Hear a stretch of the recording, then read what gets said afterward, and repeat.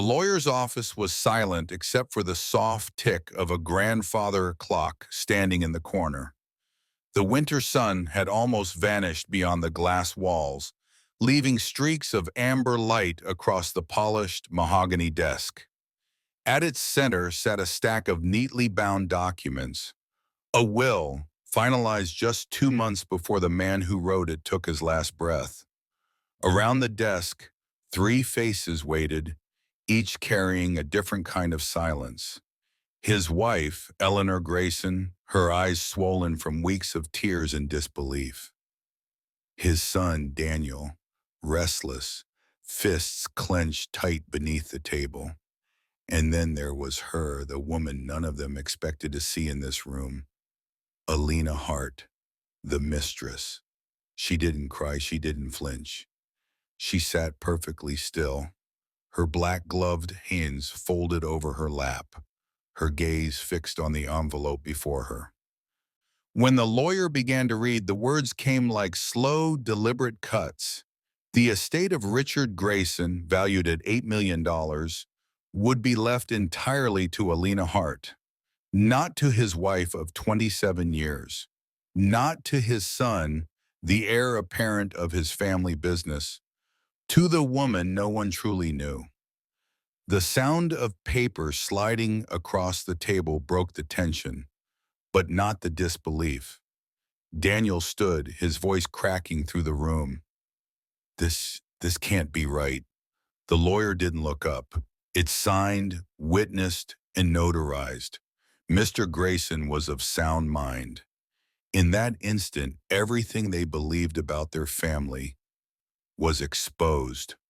Before we go deeper into this chilling case, I'd love to know, where are you watching from tonight? Drop your city or country in the comments. And as the details unfold, tell us, do you believe this was an act of greed, betrayal, or something darker? Also, if you're drawn to haunting mysteries like this one, please hit the like button and subscribe. It helps us keep these secrets exposed and bring you more stories that the world should never forget. The Grayson family had always appeared untouchable, the kind of old money dynasty that seemed immune to scandal. Their mansion sat just beyond the Connecticut border, a sprawling colonial estate with acres of silence surrounding it. Richard Grayson was a businessman known for his charm and ruthless precision. He built his wealth in real estate, flipping struggling neighborhoods into profitable investments. To the outside world, he was the definition of success. To those inside the home, however, the story was far from perfect.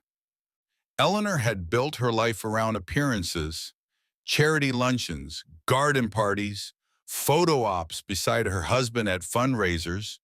She understood her role: to smile, to support, and to stay silent. Daniel, their only son, was meant to inherit not just wealth, but legacy, the company, the family name, the power. But as Richard's empire grew, so did the distance between father and son. Daniel had ideas, bold, new, modern. But Richard was a man who trusted only himself. The first whispers of Alina entered their world quietly, like smoke through a crack. She worked as an interior designer for one of Richard's investment properties, a high-end renovation downtown. Witnesses later recalled seeing them together after hours, walking along the pier in Los Angeles, her laughter carrying across the water. "It didn't seem like business," one former employee said. "It looked like something else entirely." At first, Eleanor dismissed the rumors. Richard had always been surrounded by admiration. Women gravitated toward him. But one night, she found a key card tucked inside his jacket pocket for a hotel room at the Harborview Suites. She waited until morning, drove downtown, and knocked on the door. When it opened, Alina stood there in a silk robe, surprised but not ashamed. Reports suggest Eleanor didn't scream, she didn't cry. She simply looked past Alina into the room, saw the half-empty champagne bottle, the suit jacket draped over the chair, the bed unmade, and walked away.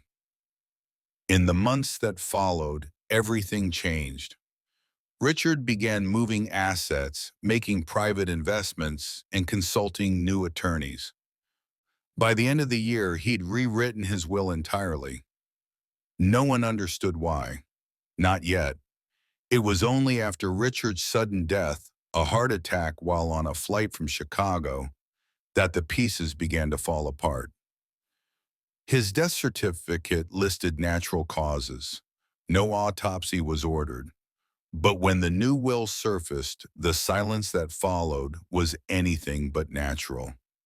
Alina became the legal owner of everything: the estate, the properties, the business accounts, and a trust fund worth nearly $8 million.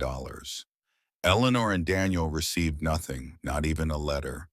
The betrayal wasn't just financial, it was personal. Neighbors described seeing Eleanor wandering the gardens at night, her hands trembling, whispering to no one. Daniel stopped showing up to the office entirely. "It was like someone died twice," an employee said. First the man, then the family. But Alina, now the most unexpected heiress in the state, didn't disappear into shame. She moved into the mansion, alone. Within weeks, she changed the locks, redecorated the master bedroom, and began meeting with the family's financial advisors. To the press, she was quiet, almost invisible. But to those who saw her at night, through the windows of the grand estate, she seemed to be waiting for something. There were rumors of late-night visitors, cars arriving at odd hours, figures seen on the balcony. Some said it was guilt. Others believed it was strategy. Then one evening, the local police received a tip. A man claiming to be a friend of Richard's had information about Alina's past. Something that, if true, could expose everything. The call came from a prepaid phone. The man's voice was shaky but determined. "She's not who she says she is," he told the officer. "You need to check her name, her real name." When detectives began digging, the truth behind Alina Hart started to fracture. Her background checks returned clean, almost too clean. No family records, no school transcripts before age 22, no tax filings under her name until she began working with Richard.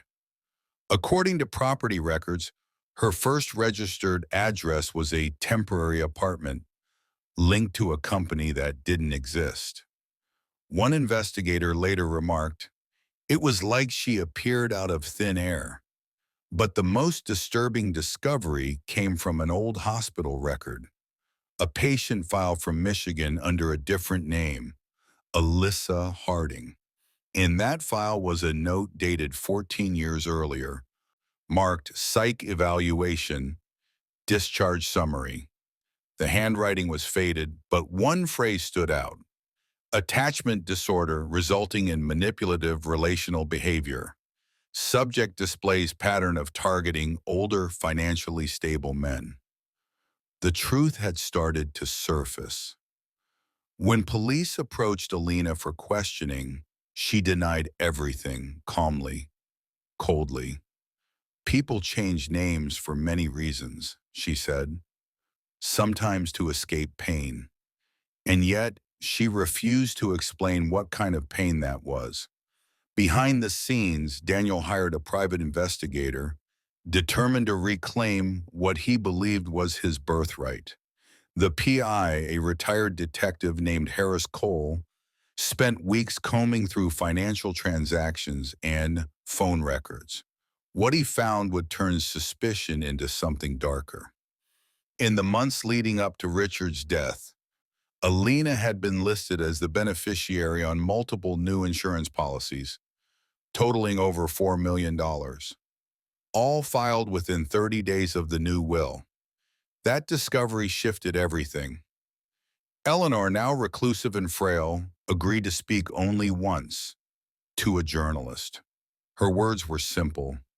He trusted her, and trust was what killed him. But what the investigator found next would expose more than betrayal. It would suggest murder. Flight manifests showed that on the night Richard died, Alina was not at home as she claimed. She was booked on the same flight, under a different name. Witnesses later recalled seeing a woman fitting her description seated near him before takeoff.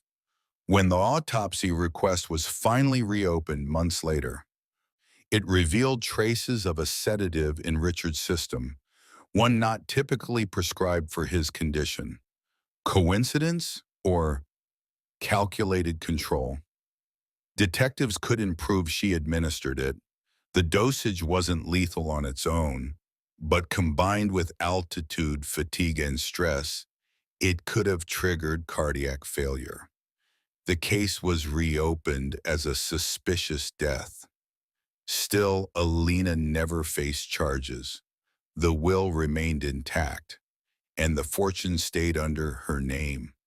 But in the shadows of that mansion, truth refused to stay buried. Late one night, a housekeeper reported hearing voices coming from the study, Alina speaking to someone who wasn't there. "I told you it would work," she whispered. "I told you they'd never find out." The housekeeper quit the next morning. Months later, Alina vanished. No forwarding address, no public record, no sale of the estate. Her car was found abandoned at a rest stop along the I-95. Inside were only two items, her phone and a photograph of Richard, folded, creased, and wet from tears.